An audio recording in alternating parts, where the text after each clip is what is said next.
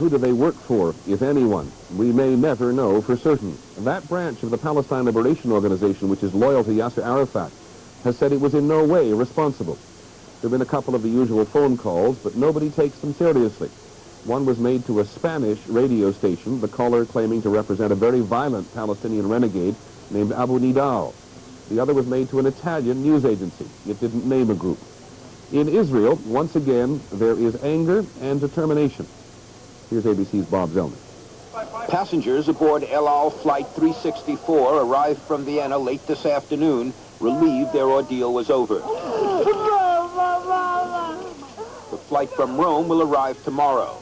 While some Israeli spokesmen accused the PLO of sponsoring the attacks, senior officials spoke more generally about extremist Palestinian factions. I believe it's another proof to the atrocities that the Palestinian terrorist organizations can carry out. In New York today, the PLO's UN representative denied his organization's involvement. The perpetrators are criminals. The PLO has condemned this act of terrorism. Officials here left no doubt that when the culprit organization is identified, Israel will retaliate. We have never let terrorist acts go unpunished, and we will choose the time and the place where we will react. When 3 Israelis were murdered in Cyprus last September, Israel retaliated by bombing PLO headquarters in Tunis, 1,500 miles away. And the Israelis have often targeted for reprisal Syrian-backed PLO units in Lebanon. But a move into this area in response to today's incidents could bring Israeli planes up against recently deployed Syrian ground-to-air missiles. Over the years, the Israelis have proven themselves adept at making the terrorist pay a high physical and political price for his violence.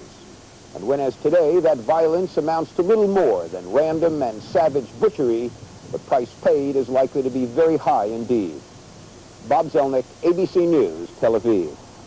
Throughout Europe today, in the wake of these 2 attacks, there was a full alert at other airports and a general acknowledgement you can slow terrorism down, but you cannot stop it altogether. The reaction in Washington has been much the same. Here's ABC's John McCracken.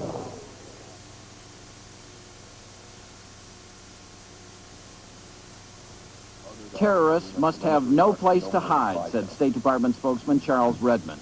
Terrorists who kill and maim innocent civilians are beyond the pale of civilization and must be held responsible for their crimes, which no cause can justify.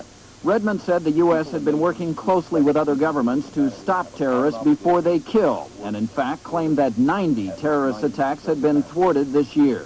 However, the terrorists have certain advantages, including that of surprise, and in some cases the support of other governments. Those other governments include Iran, Libya, and Syria, among others. So attuned is the intelligence community to the growing threat that Interpol, the International Law Enforcement Agency, and the Federal Aviation Administration warned airlines this fall to be especially vigilant during the holidays, that evidence indicated there could be attacks. This FAA telegram warned that some 400 people were training in hijacking operations inside Iran, and that Iran had gotten 176 Algerian passports as travel documents. There is no evidence to link Iran's activity then with what happened today. Despite the warning and an FAA inspection of the Rome airport 2 weeks ago, officials admit they were powerless to stop what happened. All of the security measures that they inspected and found to be in good shape would not have prevented this attack. Intelligence analysts say terrorists involved in suicide attacks often do not know who they really work for, making it difficult to assess responsibility even when they're captured. Tactics have also changed. What's happened, I think, is the terrorism has only gotten bloodier. They're no longer trying to appeal on the basis of achieving a sympathetic reaction from the Western public. The goal now is apparently to shock and to frighten, sending a message that no country's citizens are safe, a message which was heard loud and clear today in Vienna and Rome. John McCarthy, ABC News, the State Department. And one other piece of information from the State Department today. Their records show 630 separate terrorist attacks this year. The number of incidents, the state says, is growing at a rate of about 15% a year. There will be more on the terrorist attacks later this evening on Nightline with Ted Koppel. And later in this broadcast, More police arrests in Miami. This time the charge is murder. The bald eagle makes a dramatic comeback.